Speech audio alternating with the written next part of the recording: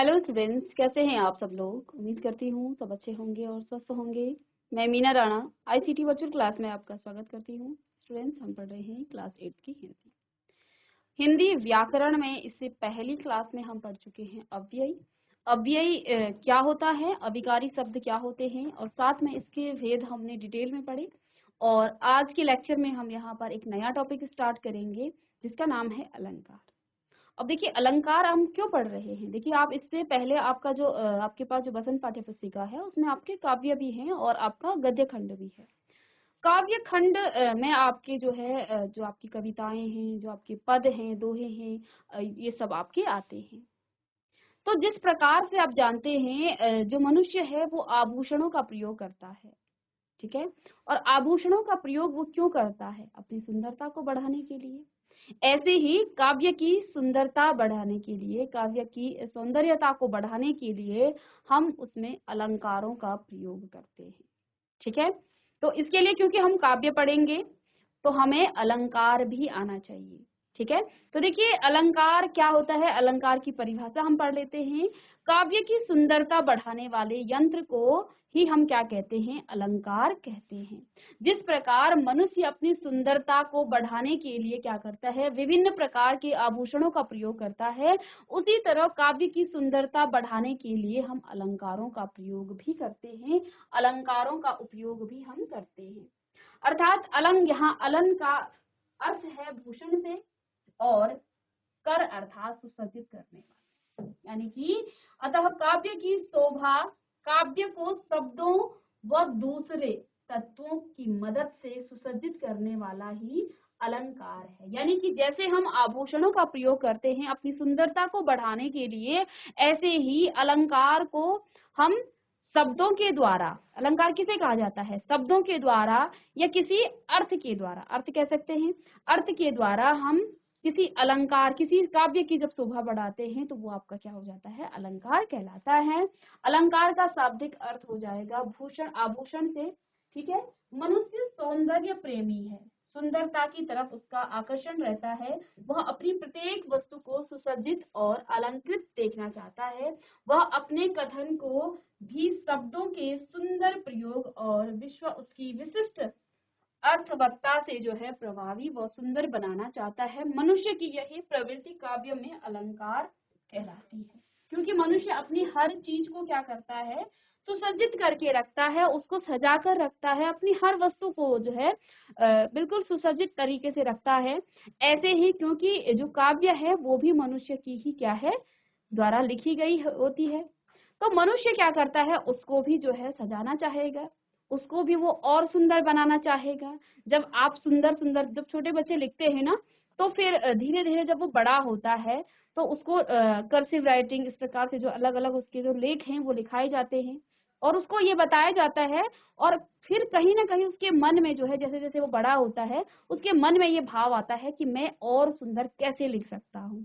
तो अलग अलग जो है वो सृजनात्मकता तरीके से जो है अपनी राइटिंग बनाता है। तो ऐसे ही जो भी काव्य लिखेगा वो जो है क्या करता है? उसमें कुछ ऐसे शब्द डाल देगा जिससे वो काव्य सुंदर लगेगा, ठीक है। तो यही अलंकार भी होती है, यही अलंकार है। मनुष्य सौंदर्य प्राणी है, बच्चे सुंदर खिलौनों की तरफ आकर्षित होते हैं, युवक युवतियों के सौंदर्य की तरफ मुग्ध होते हैं, और प्रकृति के सुंदर दृश्य सभी को अपनी ओर आकर्षित या आकृष्ट जो है करते हैं। मनुष्य अपनी प्रत्येक वस्तु को सुंदर रूप में देखना चाहता है, उसकी इच्छा होती है कि उसका सुंदर रूप हो, उसके वस्त्र सुंदर हो आदि जो है। सुंदर ही नहीं, मनुष्य सौंदर्य वृद्धि भी चाहता है। ऐसा नहीं है कि बस सुंदर हो गया बस उसको वहीं पे रोकना, नहीं, आज वो इतना सुंदर है तो मनुष्य चाहता है कि और जो है उसमें वृद्धि हो, ठीक है ना। तो उसके लिए प्रयत्नशील भी रहता है और उसके लिए वो प्रयास भी करता है कि जो मेरी चीजें हैं वो आज इतनी सुंदर हैं तो कल वो और सुंदर हो, इसके लिए वो प्रयास भी करता है। इस स्वाभाविक प्रवृत्ति के कारण मनुष्य जहां अपने रूप भेष, घर आदि के सौंदर्य को बढ़ाने का प्रयत्न करता है, वहां वह अपनी भाषा और भावों के सौंदर्य में भी वृद्धि करता है। तो इस लाइन को आप देखें, वहां पर वो अपनी भाषा और भावों के सौंदर्य में भी वृद्धि करना चाहता है। उस सौंदर्य की वृद्धि के लिए जो साधन अपनाए गए हैं उन्हें ही अलंकार कहते हैं, और उसकी रचना और सौंदर्य को बढ़ाया जा सकता है, पैदा नहीं किया जा सकता। ऐसा क्यों कहा गया है? जिस प्रकार से देखिए मनुष्य के अंदर यदि प्राण है, ठीक है, तो आप उसे आभूषण पहना दें तो वो सुंदर लगेगा। अब मृत शरीर पर आप बहुत सारे आभूषण लगाएं तो क्या वो सुंदर दिखेगा? ऐसे ही काव्य में रस होना चाहिए। ऐसा नहीं है कि काव्य निरस है और उसको आप आभूषणों द्वारा यानी कि अलंकार उसमें रख दें और वो बड़ा सुंदर लग रहा है, नहीं, उसमें रस पहले होना चाहिए, तब जाके अलंकार जो है उसकी शोभा को बढ़ाएगा। जिस प्रकार से मृत शरीर पर जो आपके आभूषण हैं वो अच्छे नहीं लगते हैं, उसमें प्राण होने चाहिए, ऐसे ही किसी भी काव्य में रस होना चाहिए, तब जाके अलंकार उसकी शोभा को बढ़ाता है। ऐसे ही यहाँ पर आपके काव्य में भी होता है। ठीक है, तो ये है आपका अलंकार। अब देखिए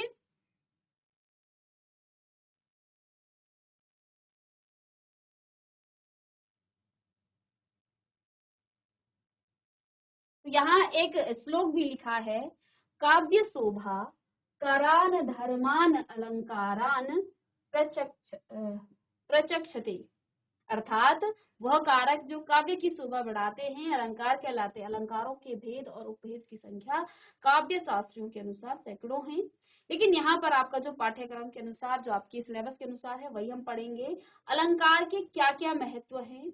अलंकार सबसे पहले तो शोभा बढ़ाने के साधन हैं। काव्य रचना में रस पहले होना चाहिए, जो कि मैंने आपको बताया भी, और उसमें जो है रसमयी रचना की शोभा बढ़ाई जा सकती है। ऐसा नहीं है कि काव्य निरस है और आप उसकी अलंकार के द्वारा उसकी शोभा बढ़ाएं, तो ऐसा नहीं हो सकता है। आपके काव्य में पहले रस होना चाहिए, तभी जाकर के उसमें जो है बाद में अलंकार के द्वारा उसकी शोभा बढ़ाई जा सकती है। जिस रचना में रस नहीं होगा उसमें अलंकार का प्रयोग उसी प्रकार व्यर्थ है जैसे निष्प्राण शरीर पर आभूषण। यदि अलंकार काव्य में जो है रस ही नहीं है, आप अलंकार का प्रयोग करेंगे भी तो वो व्यर्थ है। जैसे निष्प्राण शरीर में, जैसे कि मृत शरीर में आप क्या कर दें, बहुत सारे आभूषण उसमें पहना दें तो उसमें जो है उसकी शोभा नहीं बढ़ेगी। ऐसे ही रस भी होना चाहिए आपके किसमें, काव्य में। काव्य में अलंकारों का प्रयोग प्रयास पूर्वक नहीं होना चाहिए। ऐसा नहीं है कि उसको जो है आप उसमें जबरदस्ती उसमें अलंकार का प्रयोग करें, ऐसा होने पर वह काया पर जो है भार स्वरूप प्रतीत होती है। अब देखिए आपने आभूषण पहने हैं ठीक ठाक जितने आपके चाहिए, जितने आपके शरीर पर जो है आभूषण सुसज्जित हो सकते हैं उतने आप पहनेंगे तो आप सुंदर भी लगेंगे, अच्छे भी दिखेंगे। अब आपने बहुत सारे आभूषणों का जो है प्रयोग किया है तो देखने में कैसा लगेगा कि जैसे पता नहीं बहुत ज्यादा जो है आपके शरीर पर जो है भार जैसा कि बहुत भारी आपको भारी भरकम आभूषण पहना दें तो वो भार स्वरूप लगेगा। ऐसे ही अलंकार में भी होता है। काव्य में जो है अलंकार का जो प्रयोग है वो प्रयासपूर्ण नहीं होना चाहिए, जहां जरूरत है वहीं पर आप अलंकार का प्रयोग कर सकते हैं। तो ऐसे ही यहाँ पर भी है, ठीक है। और उसमें जो है काव्य की शोभा बढ़ाने की अपेक्षा घटती है। जैसे आप बहुत सारे आभूषण जो है आवश्यकता से अधिक आभूषण पहने तो वो जो है शोभा बढ़ाने के बदले शोभा को घटा देगा, उसकी जो सुंदरता है उसको घटा देगा। काव्य का निर्माण शब्द और अर्थ द्वारा होता है, अतः दोनों शब्द और अर्थ के सौंदर्य की वृद्धि होनी चाहिए। अब अलंकार के हम यहाँ भेद पढ़ेंगे, बहुत इंपॉर्टेंट है, हेडिंग डालेंगे आप अलंकार के भेद। अलंकार के मुख्य दो भेद हैं, सबसे पहला शब्दालंकार और दूसरा है आपका अर्थालंकार। तो इसको लिखें, अलंकार के दो भेद, शब्दालंकार और दूसरा है आपका अर्थालंकार।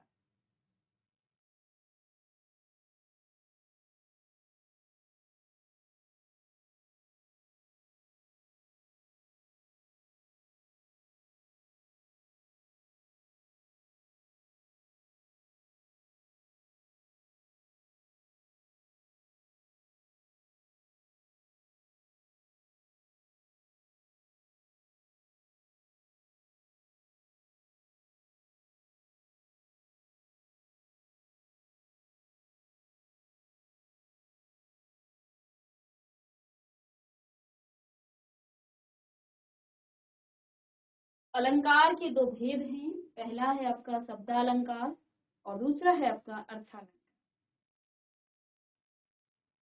ठीक है, अलंकार के आपके दो भेद, शब्दालंकार और अर्थालंकार।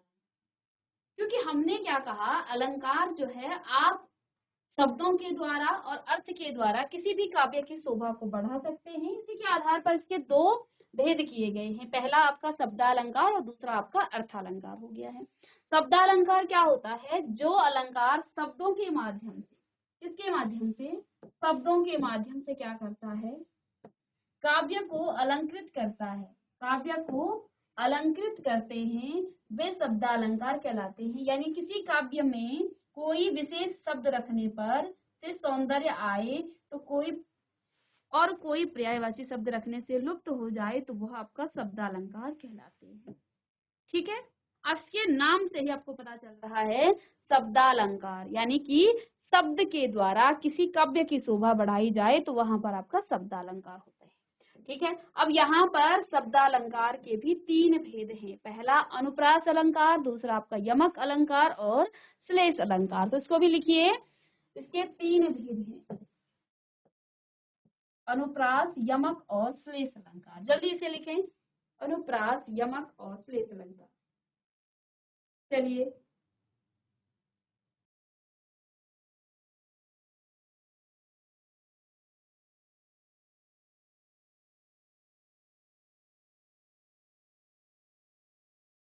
चलिए तो इसके तीन भेद हैं। पहला भेद है आपका अनुप्रास अलंकार, पहला भेद लिखेंगे अनुप्रास अलंकार। शब्दालंकार के भी तीन भेद हैं, पहला है अनुप्रास अलंकार। तो यहाँ मैं लिखूं अनुप्रास अलंकार, ये आपका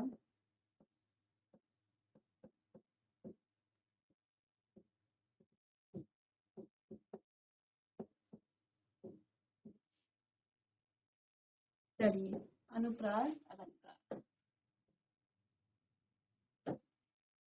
देखिए, जब किसी काव्य को सुंदर बनाने के लिए किसी वर्ण की बार बार आवृत्ति हो, किसकी आवृत्ति, किसी वर्ण की, यहाँ वर्ण की बार बार आवृत्ति हो, वह वहां पर आपका अनुप्रास अलंकार कहलाता है।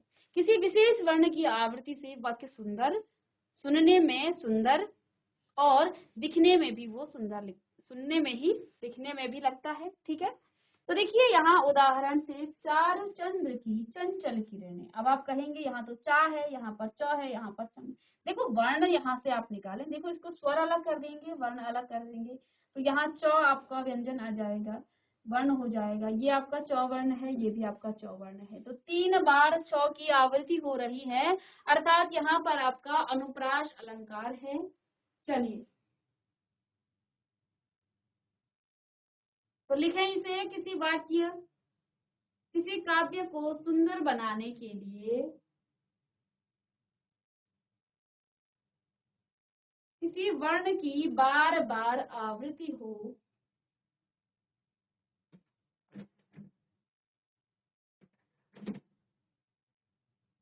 किसी वर्ण की बार बार आवृत्ति हो, तो वहां अनुप्रास अलंकार कहलाता है।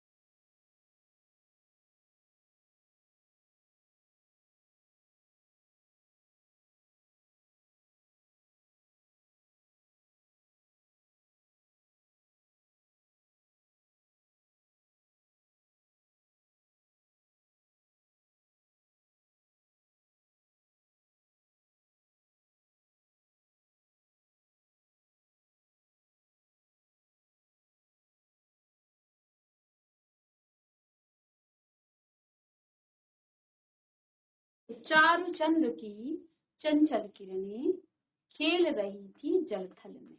ठीक है, तो ऊपर दिए गए उदाहरण में आप देख सकते हैं कि च वर्ण की आवृत्ति हो रही है, यानी कि यहाँ पर आपका अनुप्रास अलंकार है। तो पहला तो ये आपका उदाहरण हो गया है। दूसरा देखिए, मधुर मधुर मुस्कान मनोहर मनुज वेश का उजियाला।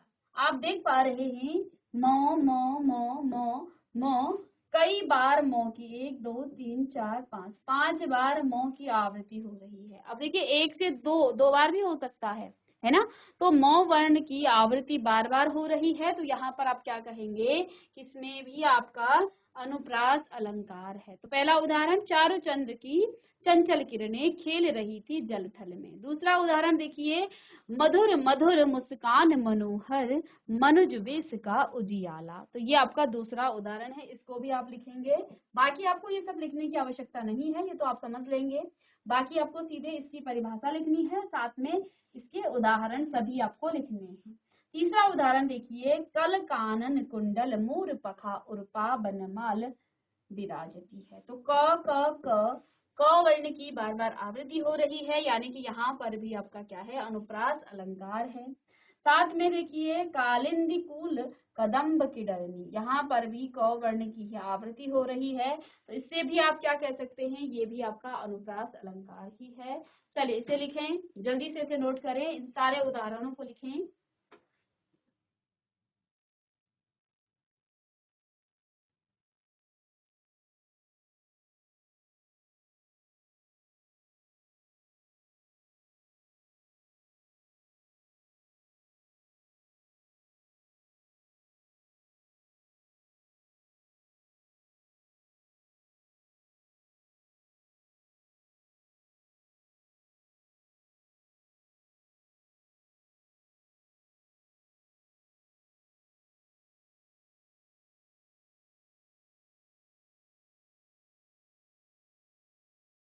चलिए इसके बाद नेक्स्ट है आपका, कायर क्रूर कपूत कुचली यूं ही मर जाते हैं। तो ये भी आपका अनुप्रास अलंकार, यहाँ पर भी क वर्ण की ही बार बार आवृत्ति हो रही है, अर्थात यहाँ पर आपका क्या है, अनुप्रास अलंकार है।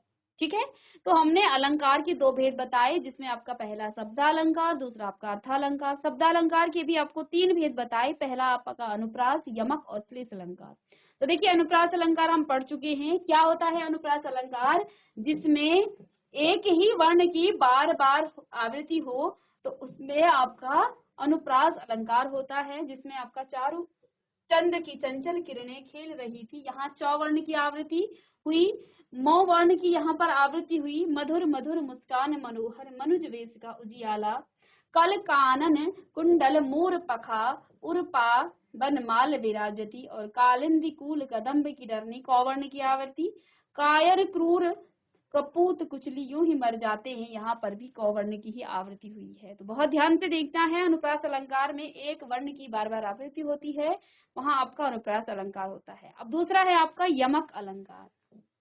तो अब हेडिंग डालेंगे यमक अलंकार, हेडिंग डालिए यमक अलंकार। चलिए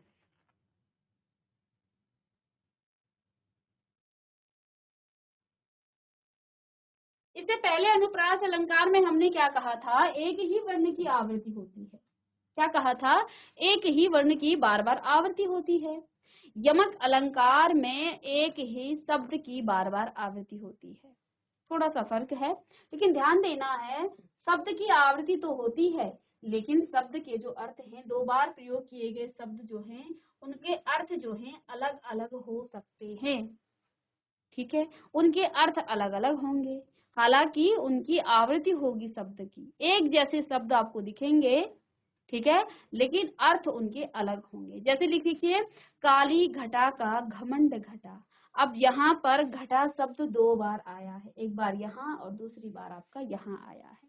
काली घटा का घमंड घटा, दो बार घटा शब्द आया है। पहली बार घटा का मतलब क्या है, बादल से है, मेघ से है, और दूसरी बार घटा का जो अर्थ है कम होने से है। काली घटा यानी कि काले बादलों का घमंड घटा कब घटता है, जब वो क्या कर देते हैं, बारिश कर देते हैं। ठीक है, तो यहाँ लिखेंगे इसका कि जिस प्रकार अनुप्रास अलंकार में किसी एक वर्ण की आवृत्ति होती है, उसी प्रकार यमक अलंकार में किसी काव्य का सौंदर्य बढ़ाने के लिए एक शब्द की बार बार आवृत्ति होती है।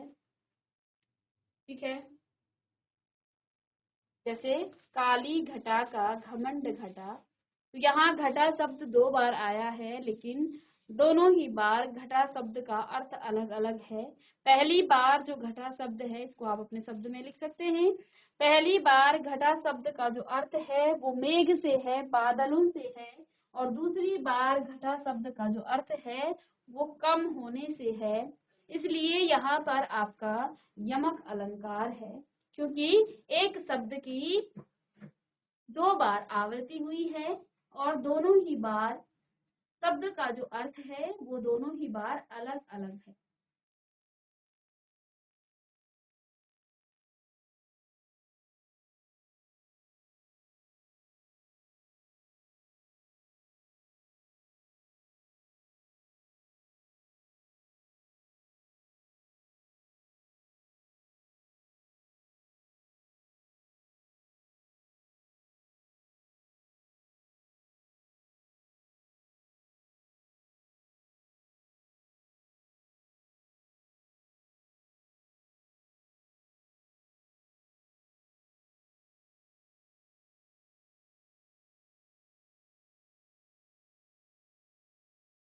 चलिए, तो यहाँ पर पहला जो आपके पास काव्य है, काली घटा का घमंड घटा।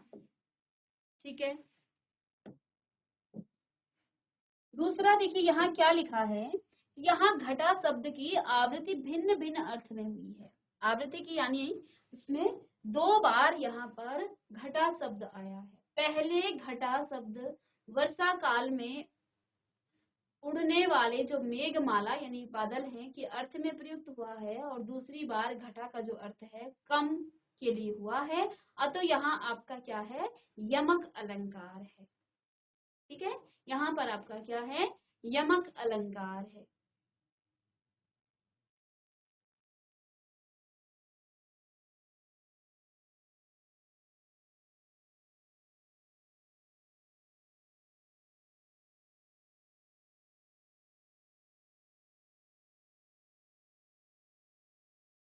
चलिए, इसके बाद नेक्स्ट है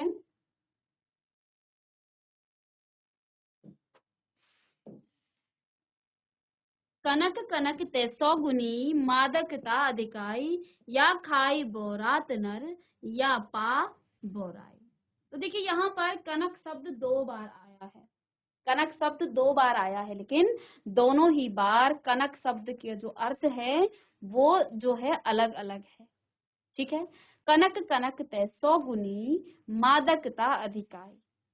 ठीक है, देखिए पहली बार जो कनक है उसका अर्थ है सोना, और दूसरी बार कनक का अर्थ धतूरा है। तो कनक का मतलब सोना भी होता है और धतूरा भी होता है, और दोनों ही जब इंसान को मिल जाता है, मनुष्य जब दोनों ही पा लेता है, चाहे वो सोना है ज्यादा या धतूरा है, तो वो क्या हो जाता है, पगला जाता है।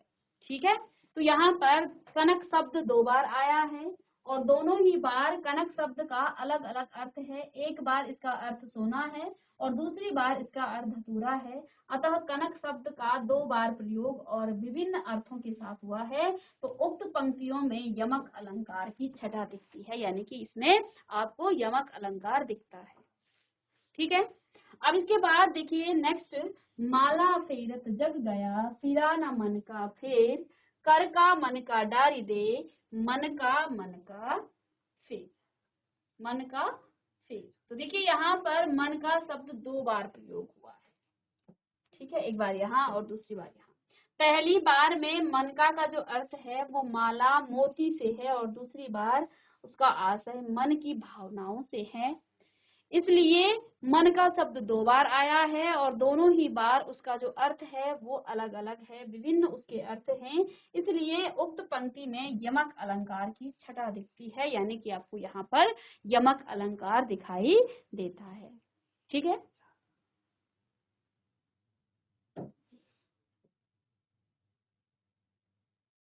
तो देखिए, कहे कवि बेनी बेनी, ब्याल की चुराई लीनी, तो यहाँ पर दो बार आया है बेनी बेनी, और बेनी बेनी शब्द का दो बार अलग अलग अर्थ है। पहली बार में कवि की तरफ से संकेत कर रहा है, ठीक है, और दूसरी बार बेनी शब्द चोटी के बारे में बता रहा है। अतः उक्त पंक्ति में भी क्या है, यमक अलंकार है। एक शब्द की बार बार आवृत्ति हो, दो बार आवृत्ति हो या दो से ज्यादा बार हो और उसका अलग अलग अर्थ आपको दिखाई दे, तो वहां पर आपका यमक अलंकार होता है। आप यमक अलंकार की परिभाषा लिखें और साथ में इसके सारे उदाहरण आप लिखेंगे। चलिए, अब ये आपको नहीं लिखने हैं, आपको सिर्फ ये जो ब्लैक डार्क लाइनें दी हैं, जो काव्य खंड दिए हैं, इसके उदाहरण बस इसको लिखेंगे। चलिए लिखिए इसे जल्दी से। इस प्रकार से यमक अलंकार जिसमें एक ही शब्द की आवृत्ति हो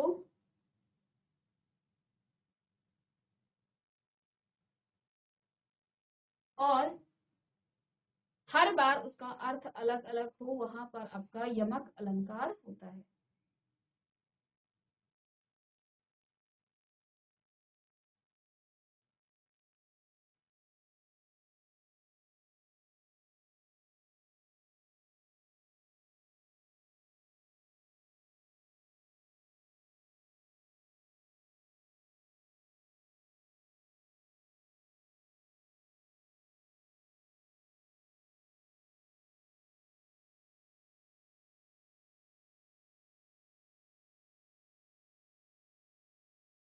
तो ये आपका यमक अलंकार और आपका अनुप्रास अलंकार है। इसके बाद आपका जो नेक्स्ट है इसका भेद श्लेष अलंकार, इसको हम नेक्स्ट क्लास में डिस्कस करेंगे।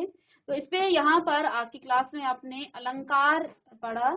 अलंकार क्या होते हैं, अलंकार के दो भेद हमने पढ़े, जिसमें आपका शब्दालंकार और दूसरा आपका अर्थालंकार है। शब्दालंकार के भी तीन भेद होते हैं, क्या होते हैं, अनुप्रास, यमक और श्लेष। शब्दालंकार जब शब्दों के माध्यम से आप किसी काव्य की शोभा को बढ़ा देते हैं तो उसे आप शब्दालंकार कहेंगे, ठीक है। इसके भी तीन भेद हैं, जिसमें आपका पहला अनुप्रास हो गया है और दूसरा आपका यमक अलंकार। अनुप्रास अलंकार में एक वर्ण की बार बार आवृत्ति होती है, अर्थ से यहाँ कोई मतलब नहीं है। तो एक वर्ण की बार बार आवृत्ति होती है, वहां पर आपका अनुप्रास अलंकार होता है। साथ में इसके बहुत सारे उदाहरण भी हमने किए हैं। और दूसरा आपका है यमक अलंकार। तो दोनों में जो है थोड़ा सा समानता भी है, एक में शब्द की आवृत्ति और दूसरे में आपका वर्ण की आवृत्ति होती है। यमक अलंकार में शब्द की आवृत्ति होती है और अनुप्रास में वर्ण की आवृत्ति होती है। यमक अलंकार में शब्द की आवृत्ति तो जरूर होती है, लेकिन हर बार शब्द का अर्थ अलग होगा।